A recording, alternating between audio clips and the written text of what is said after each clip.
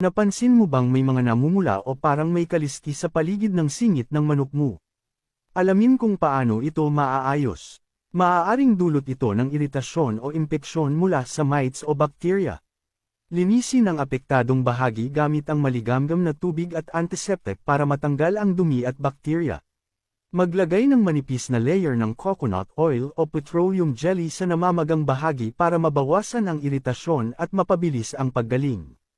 Siguraduhing malinis at tuyo ang pugad at sahig ng kulungan gamit ang dayami o wood shavings para maiwasan ang pagkalat ng impeksyon. Bigyan ng pagkain na mayaman sa bitamina E at omega-3 tulad ng buto at leafy greens para mapanatiling malusog ang balat ng manok. Kung patuloy pa rin ang pamumula o iritasyon sa singit kahit na nalinis na at nabigyan ng tamang lunas, kumonsulta sa eksperto para sa tamang diagnosis at lunas. Panatilihing malinis at maayos ang kapaligiran ng mga manok mo para maiwasan ang iritasyon at impeksyon sa balat. I-follow para sa iba pang tips sa pag-aalaga ng manok.